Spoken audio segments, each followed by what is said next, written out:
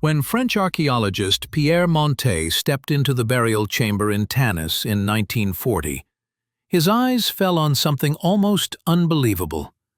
A coffin made entirely of solid silver, shining dimly in the torchlight, after being sealed away for nearly 3,000 years.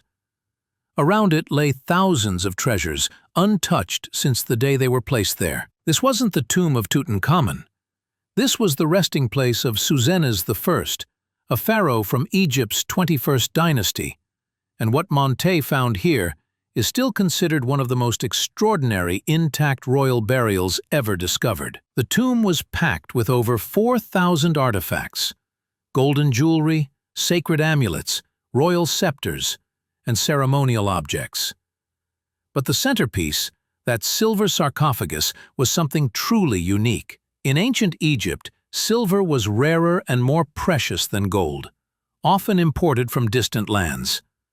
For a king to be buried in it showed unimaginable wealth and power. Inside the silver coffin lay Psusennes himself, placed within a massive granite sarcophagus that originally belonged to an earlier ruler.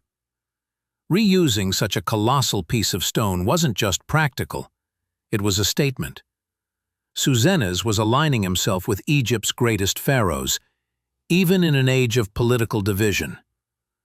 Unlike the kings buried in Thebes, Psusennes ruled from Tanis, in the Nile Delta. He moved the royal capital there, turning the city into a new center of power. And in death, he turned it into the site of one of Egypt's greatest archaeological treasures. His golden burial mask, inlaid with lapis lazuli and precious stones, gleamed with the same craftsmanship found in Tutankhamun's tomb. But while Tutankhamun's discovery made global headlines, Psusennes' tomb remained almost a forgotten treasure, hidden away from the spotlight. Pierre Montet described the find with awe. After centuries of looting across Egypt, to step into a royal tomb that had never been robbed was something no one expected. This discovery told the world that even during Egypt's divided times, some kings still ruled with incredible power, wealth, and divine authority. Imagine this. A young prince rests in the shade of the colossal Great Sphinx of Giza. The desert is silent, the sun is burning, and suddenly, in his dream, the Sphinx speaks. "Remove the sand that covers me, and I will make you king of Egypt." That young man was Thutmose IV, a prince who wasn't supposed to be pharaoh. His older brothers were the heirs, but after this divine vision, everything changed. When he became king, Thutmose didn't keep the story to himself. He carved it forever in stone, on what we now call the Dream Stela.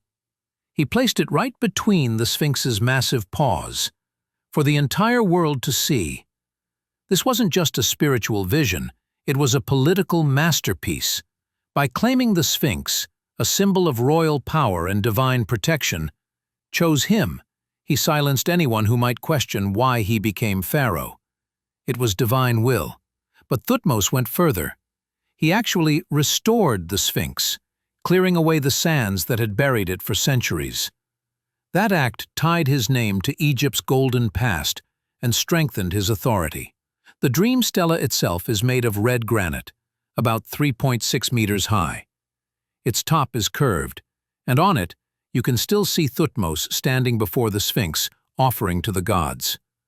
Beneath the carving, hieroglyphic inscriptions tell the entire story of his divine dream.